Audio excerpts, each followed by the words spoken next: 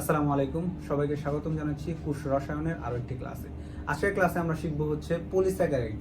আসলে পলিস্যাকারাইডটা কি? পলি মানে কি অনেক, আর স্যাকারিন মানে কি সুগার। মানে অনেকগুলো স্যাকারিন যখন একসাথে যুক্ত হয়, বা অনেকগুলো মনোস্যাকারাইড যখন একসাথে যুক্ত হয় তখন তাকে আমরা কি বলি? পলিস্যাকারাইড বলি। পলিস্যাকারাইডের কিছু উদাহরণ আছে, সেটা হচ্ছে স্টার্চ, সেলুলোজ, গ্লাইকোজেন। এইগুলা জিনিস নিয়ে আজকের ক্লাসে আমরা আলোচনা করব। সবার মধ্যে যে প্রবলেমটা হয়, এইগুলার স্ট্রাকচার রাখতে পারে না।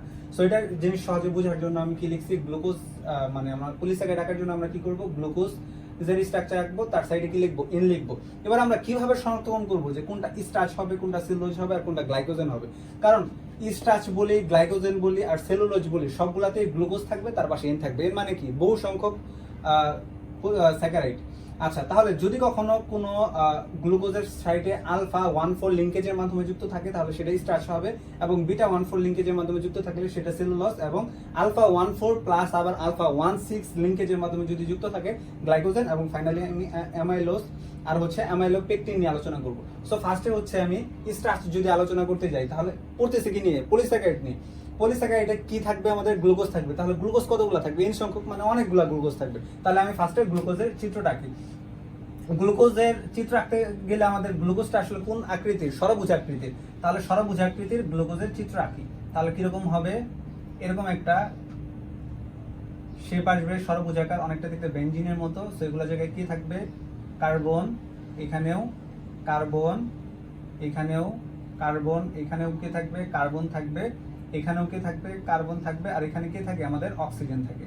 সো আমি এখানে অক্সিজেন দিয়ে দিলাম, আর উপরে একটা কি? কার্বন থাকবে। ওকে, তাহলে একটা। তাহলে আমরা কয়টা আঁকবো? যেহেতু অনেকগুলো থাকবে, ঠিক আছে, এই জন্য আমরা নর্মালি 3টা আঁকি, বেশি আঁকা দরকার নাই। আরো একটা আঁকলাম, সেম স্ট্রাকচার, ষড়ভুজাকৃতির, এদিকেও সেম ভাবে যদি আঁকতে চাই। ওকে, এখন আমি প্রত্যেকটা জায়গায় কার্বন লাগাবো। এখানে কার্বন, এখানে কার্বন, এখানে কে থাকে? আমাদের কার্বন থাকে। এখানে কে থাকে? কার্বন থাকবে, আর এখানে কি থাকবে? অক্সিজেন থাকবে, আর এখানে কি থাকবে? কার্বন থাকবে, উপরেও একটা কার্বন। সো এগুলো জায়গায় চেঞ্জ করি। কার্বন, এখানে কি থাকবে? কার্বন, এখানেও কার্বন, এইখানেও আমাদের কি থাকবে? কার্বন, এই সাইডেও কি থাকবে? কার্বন, আর এখানে কি থাকবে? অক্সিজেন, আর উপরে একটা কার্বন। ওকে, তাহলে আমরা কোন ধরনের গ্লুকোজ আঁকবো? চিন্তা করতে হবে, আমাদের আলফা 1,4, তার মানে আলফা গ্লুকোজ আঁকতে হবে। আচ্ছা, নাম্বারিং যদি করি, এটা 1 number carbon, 2 number carbon, 3 number carbon, এটা 4 নাম্বার, এটা কি 5 নাম্বার, এটা কি 6 নাম্বার। আচ্ছা, তাহলে আমি কেমনে বুঝবো যে কোনটা আলফা গ্লুকোজ হবে? যদি 1 নাম্বার কার্বনের নিচে হাইড্রোক্সিল মূলক থাকে তাহলে সেটা কি? Alpha glucose.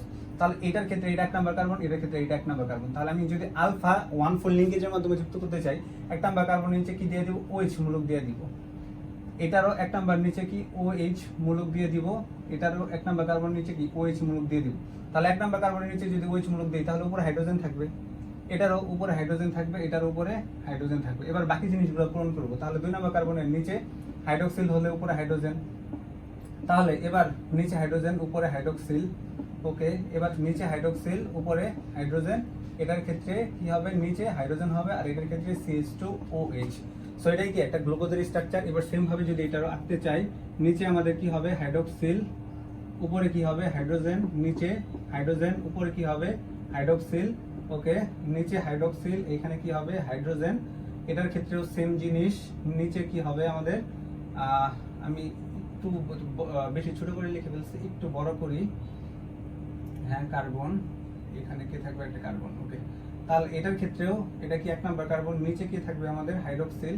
হাইড্রোক্সিলটা একটু পাশে লিখি, এই পাশে হাইড্রোক্সিল, এটার ক্ষেত্রে এই পাশে হাইড্রোক্সিল। তাহলে এই পাশে কি থাকবে? হাইড্রোজেন। এটার ক্ষেত্রে এই পাশে হাইড্রোক্সিল, এই পাশে কি থাকবে? হাইড্রোজেন। এটার ক্ষেত্রে নিচে হাইড্রোক্সিল যদি থাকে, উপরে কি থাকবে? হাইড্রোজেন। আর এটার ক্ষেত্রে 1 নাম্বার কার্বনের নিচে যেহেতু হাইড্রোক্সিল, উপরে হাইড্রোজেন, এখানে কিন্তু CH2OH। হ্যাঁ, এইটা হচ্ছে আমাদের কি? সবগুলাই আলফা গ্লুকোজ। সো এটাও 1 নাম্বার হাইড্রোক্সিল, এটাও 1 নাম্বার হাইড্রোক্সিল, এটাও 1 নাম্বার হাইড্রোক্সিল। সো এদিকে কি বুঝতেছি আমরা? এটা হচ্ছে একটা আলফা গ্লুকোজ। আচ্ছা, এখন যদি আলফা গ্লুকোজ হয়, এবার আমাদের আলফা গ্লুকোজের ভিতর লিংকেজ মানে বন্ধন গঠন করবে কয় নাম্বার কার্বনের সাথে? কয় নাম্বার কার্বন?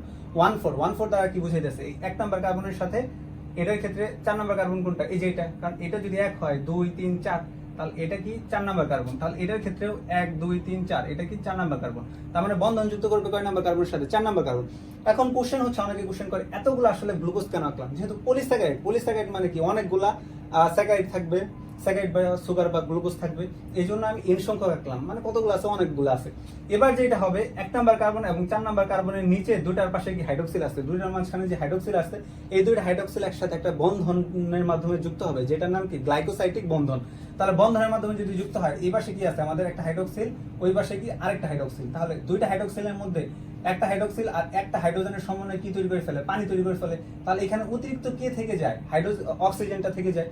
তাহলে এইখানে এই অতিরিক্ত অক্সিজেনটা নিচে তো আমাদের ধরলাম পানি তৈরি করে ফেলছে, তাহলে এখানে অতিরিক্ত কি থাকে, এই হাইড্রোক্সিল আর এই হাইড্রোজেন মিলা পানি তৈরি করে ফেলছে, তাহলে এখানে কি থাকবে, শুধু অক্সিজেনটা থাকবে।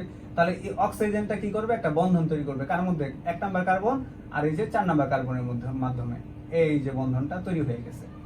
সো এই জিনিসটার নামে কি আলফা 1,4 লিংকেজ, তার মানে 1 নাম্বার এবং 4 নাম্বারের মধ্যে বন্ধন যুক্ত হয়েছে। এবার সেম ভাবে এটার পাশে যদি চিন্তা করি, এই দুইটা মিলে আবারও একটা পানি তৈরি হয়ে যাবে, তার মানে অতিরিক্ত কে থেকে যাবে, অক্সিজেন থেকে যাবে। তাহলে অক্সিজেন যদি থেকে যায়, তাহলে এখানে কিরকম ভাবে বন্ধন হবে, এখানে অক্সিজেন, এই যে এখানে অক্সিজেন। সো এটাই কি গ্লাইকোসাইটিক বন্ধনের মাধ্যমে যুক্ত হয়েছে এবং অতিরিক্ত কি তৈরি হয়েছে, পানি তৈরি হয়েছে। এবার কোশ্চেন, এটা কি স্ট্রাকচার, এটা কি স্টার্চ না, এটা আমাদের স্টার্চ না। তাহলে স্টার্চ করতে গেলে কি করতে হবে, পলিস্যাকারাইড মানে অনেকগুলা স্যাকারাইড যুক্ত করতে হবে। তাহলে অনেকগুলা বুঝবো কিভাবে, একটা আমরা কি করব, একটা এটার ভিতর দিয়ে দিব, গ্লাইকোসাইটিক বন্ধনের ভিতর দিয়ে একটা দিব, আর এটা কি গ্লাইকোসাইটিক বন্ধনের বাহির দিয়ে ধরলাম, এই যে এই পাশ দিয়ে যুক্ত করলাম। এবার এই পাশ দিয়ে যদি যুক্ত করি এবং এই দাগের পাশে যদি এন লিখি, তাহলে এটা আমাদের কোন স্ট্রাকচারটা দিবে, এটাই হবে আমাদের কি স্টার্চ। তাহলে এইটা হচ্ছে আমাদের কি কাঙ্ক্ষিত যে স্টার্চ, ওইটার চিত্র। তাহলে কাঙ্ক্ষিত স্টার্চ আসলে কিভাবে তৈরি করলাম, 1 নাম্বার কার্বন এবং 4 নাম্বার কার্বনের মধ্যে কি করছে, লিংকেজ তৈরি করছে, তার মানে এটা আলফা 1,4 কি লিংকেজ বা বন্ধন। তাহলে আলফা 1,4 লিংকেজের মাধ্যমে যদি এই জিনিসটা যুক্ত হয়, তখন তাকে আমরা কি বলি, লিংকেজ, কি বলি, স্টার্চ। এবার আমরা তার উদাহরণ শিখবো। এবার হচ্ছে সেলুলোজ কিভাবে আঁকতে হয় সেটা সম্পর্কে জানবো।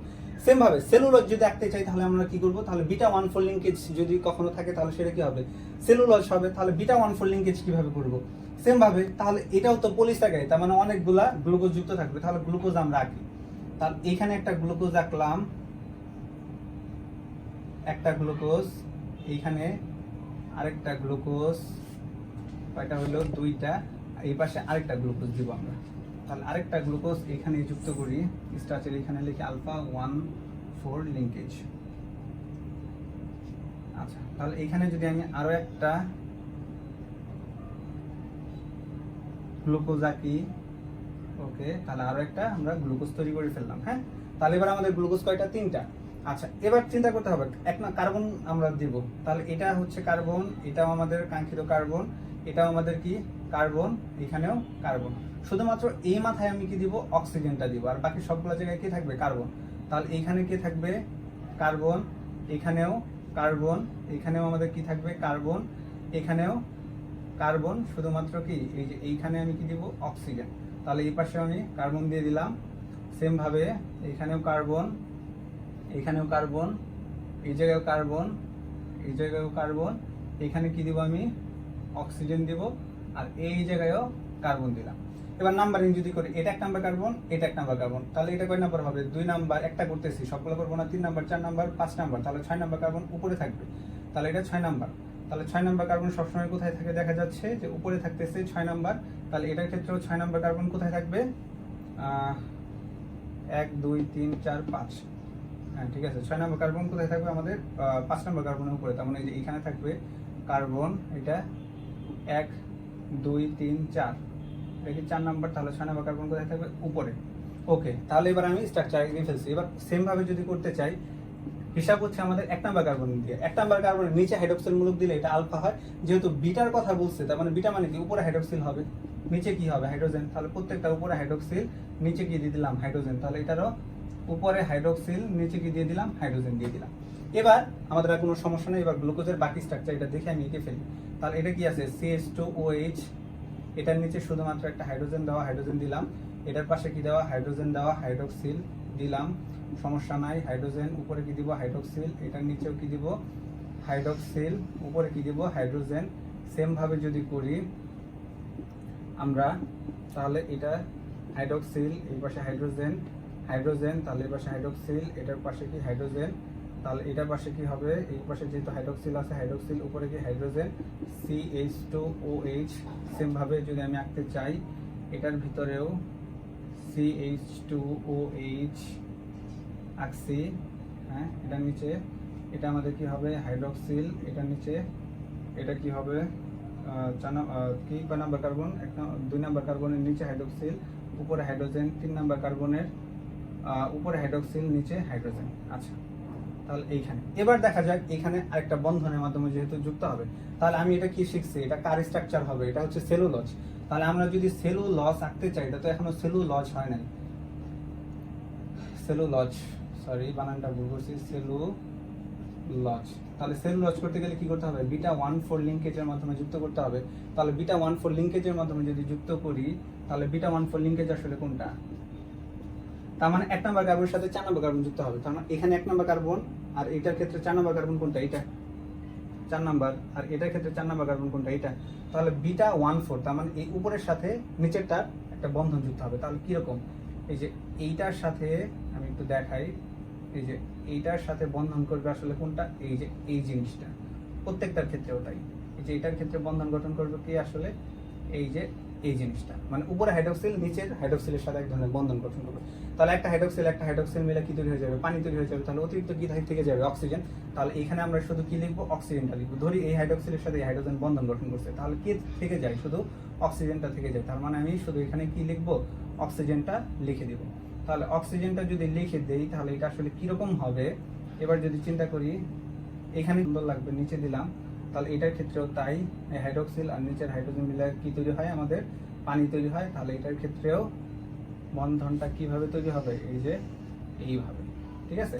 এই ছিল আমাদের কি, এটা 1 নাম্বার কার্বন, এটা কি 4 নাম্বার কার্বন। তার মানে 1 নাম্বার কার্বন এবং 4 নাম্বার কার্বনের মাধ্যমে কি বন্ধন যুক্ত হয়েছে, বন্ধনের নাম কি গ্লাইকোসাইটিক বন্ধন।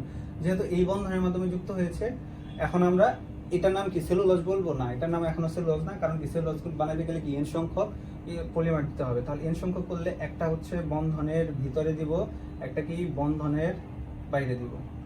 তাহলে বন্ধনের ভিতরে এবং বন্ধনের বাইরে যদি n দিয়ে দিই তাহলে এটার নাম কি সেলুলোজ। সো আমি কাঙ্ক্ষিত স্ট্রাকচারটা এঁকে ফেলছি। সেলুলোজ করতে গেলে কি β14 লাগবে, এই যে বিটা, এটা 1 নাম্বার কার্বন, যেহেতু হাইড্রোক্সিল উপরে ছিল এই জন্য এটার নাম বিটা। এটা 1 নাম্বার কার্বন, এটা কি 4 নাম্বার কার্বন, হাইড্রোক্সিল উপর নিচে যুক্ত হয়েছে এই জন্য β14 লিঙ্কেজ। ঠিক আছে, সো জিনিসটা খুবই সহজ।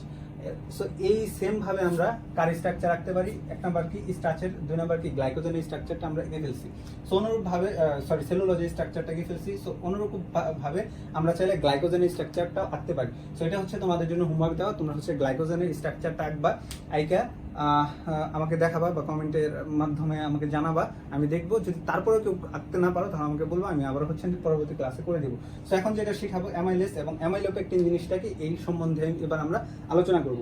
সো অ্যামাইলেজ এবং অ্যামাইলোপেকটিন বোঝার জন্য আমাদের কি করতে হবে, যে কোনো একটা স্ট্রাকচার নিলেই হবে। আমি স্টার্চের স্ট্রাকচারটা নিই, তাহলে স্টার্চের স্ট্রাকচারটা যদি নেই, এটার ভিতরে অ্যামাইলোপেকটিন আসলে জিনিসটা কি, এখন এই যে এই জিনিসটা উঠাই দিলাম, ঠিক আছে, আমি ধরে নিলাম এখানে কোনো বন্ধনের মাধ্যমে তারা যুক্ত নাই, আর না সরি বন্ধনের মাধ্যমে যুক্ত আছে, n সংখ্যক না। ঠিক আছে, তাহলে এখানে কোন ধরনের বন্ধন ছিল, গ্লাইকোসাইটিক বন্ধন, উপরে হাইড্রোজেন ছিল, এখানেও ও ছিল কার্বন, এই যে। সো শুধুমাত্র যদি এইভাবে আলফা 1,4 লিঙ্কেজ যদি কখনো থাকে তাহলে সেটার নাম আসলে কি, লিখলাম আলফা 1,4 লিঙ্কেজ যদি থাকে তাহলে এটার নাম কি আমাদের অ্যামাইলেজ। তাহলে অ্যামাইলেজ এবং স্টার্চের মধ্যে মেইন তফাৎ কি, স্টার্চের ভিতরে আমি n সংখ্যক পলিমার দিছি, দুই পাশে দাগ দিয়ে n সংখ্যক, তাহলে n সংখ্যক যদি দেই তাহলে এটার নাম কি হবে স্টার্চ। আর যদি n সংখ্যক না দিয়ে শুধু আলফা 1,4 লিঙ্কেজ দিয়ে দেই তাহলে এটার নাম কি হবে অ্যামাইলেজ। কারণ এখানে অ্যামাইলেজের ক্ষেত্রে একটা কথা আমি লিখে রাখছি যে অ্যামাইলেজ শাখাযুক্ত, মানে এর অনেকগুলো শাখা আছে, তার মানে এখানে কি অ্যামাইলেজ শেষ না, এইদিকে এরকম এরকম ওইদিকে এরকম, মানে অসংখ্য অ্যামাইলেজ থাকতে পারে। ঠিক আছে, তাহলে অ্যামাইলেজ এরকম যদি থাকে, এরকম যদি একটার পর একটা এরকম শাখা থাকে তাহলে এটার নাম কি হবে আমাদের অ্যামাইলেজ হবে। আচ্ছা, তাহলে এরপর যে জিনিসটা আছে সেটা কি অ্যামাইলোপেকটিন। আমরা কি দেখেছি যে অ্যামাইলেজ এবং অ্যামাইলোপেকটিনের মধ্যে মেইন তফাৎ কি, অ্যামাইলেজের ভিতরে যেমন আলফা 1,4 থাকে আর অ্যামাইলোপেকটিনের মধ্যে কি আলফা 1,4ও থাকে আবার আলফা 1,6ও থাকে। তাহলে এই জিনিসটা আসলে কি, আলফা 1,4 এবং আলফা 1,6 টাইপ আরো একটা স্ট্রাকচার রাখবো, কিসের? গ্লুকোজের। সো আরেকটা গ্লুকোজের স্ট্রাকচার আঁকলাম, এই পাশগুলোতে কার্বন দিলাম, এইখানেও কার্বন, এইখানেও কার্বন, এই পাশেও আমাদের কার্বন, এই পাশে কি দিব আমরা? অক্সিজেন দিব, এই পাশেও কার্বন দিয়ে দিব, উপরে একটা কার্বন থাকবে। যদি আঁকি আমি, এই পাশে কি থাকবে? হাইড্রোজেন, নিচে যদি হাইড্রোক্সিল দিই, উপরে হাইড্রোজেন, উপরে হাইড্রোজেন, নিচে হাইড্রোক্সিল, তার মানে এখানে হাইড্রোজেন, এই পাশে কি হবে? হাইড্রোক্সিল, তার মানে এইটার পাশে হাইড্রোক্সিল, উপরে হাইড্রোজেন। তাহলে এটা 1 নম্বর কার্বন, এটা 2 নম্বর কার্বন, 3 নম্বর কার্বন, 4 নম্বর কার্বন, এটা 5 নম্বর কার্বন, এটা কি 6 নম্বর কার্বন। এখন আলফা 1,6 লিঙ্কেজ মানে কি? এবার এইটা হচ্ছে 1 নম্বর কার্বন, এটার সাথে এবার এটার মধ্যে একটা লিঙ্কেজ তৈরি হবে। তাহলে এটার উপরে একটা হাইড্রোক্সিল আছে, আর এটার ক্ষেত্রে কি নিচে একটা হাইড্রোক্সিল আছে। এই হাইড্রোজেন আর এই হাইড্রোক্সিল, এই দুইটা জিনিস একসাথে মিলে কি তৈরি করবে? পানি তৈরি করে ফেলবে। তাহলে পানি যদি তৈরি করে ফেলে, তাহলে এখানে আসলে কি থাকবে? CH2 থাকবে। তাহলে এখন এটার সাথে এটার এক ধরনের বন্ধন তৈরি হয়ে যাবে, সেটার নামে কি? আলফা 1,6। তাহলে এইভাবে আমি একটা বন্ধন তৈরি করে দিলাম। ওকে, তাহলে এটা কি 6 নম্বর কার্বনের সাথে 1 নম্বর কার্বনের একটা লিঙ্কেজ তৈরি হয়েছে। সো এটার নামে কি? অ্যামাইলো পেকটিন। সো অ্যামাইলোপেকটিনে আমরা কি করছি? আলফা 1,4 লিঙ্কেজ প্লাস আলফা 1,6 লিঙ্কেজটা আমরা যুক্ত করে দিছি। তাহলে লিঙ্কেজ কিভাবে তৈরি হয়েছে সবাই বুঝতে পারছো তো? এটার ভিতরে আলফা 1,4 এর সাথে যুক্ত করছি, আর এটা এই 1 এর সাথে আরেকটা যে গ্লুকোজ ছিল, সেই গ্লুকোজের 6 নম্বর কার্বন যুক্ত করে দিছি। তাহলে যুক্ত করলে আমাদের যে জিনিসটা তৈরি হয় সেটার নাম কি? আমাদের অ্যামাইলোপেকটিন। তাহলে অ্যামাইলোপেকটিন করার জন্য কি করছি? আমাদের উপরে তো তখন আর হাইড্রোজেন থাকবে না, উপরে হাইড্রোজেন আর নিচের হাইড্রোক্সিল দুইটা মিলে পানি তৈরি করে ফেলছে, এই জন্য উপরে ফাঁকা, আর নিচের ক্ষেত্রে হাইড্রোক্সিল যেহেতু চলে গেছে, তার মানে কি থাকবে? CH2। সো এই ছিল হচ্ছে আমাদের অ্যামাইলোপেকটিনের ক্লাস। আমাদের এই অধ্যায়ের যে কার্বোহাইড্রেট রিলেটেড যতগুলো টপিকস ছিল, সবগুলা টপিকস ক্লাসই আজকের মাধ্যমে শেষ হয়ে গেল, এবং পরবর্তীতে হচ্ছে আমরা আমাদের কার্বোহাইড্রেট ছাড়া যে টপিকসগুলো আছে সেই টপিকস নিয়ে আলোচনা করব, যেমন হচ্ছে অ্যামিনো অ্যাসিড, এই টাইপ যে টপিকসগুলো আছে সেগুলো নিয়ে। সে পর্যন্ত সবাই অনেক ভালো থাকবে।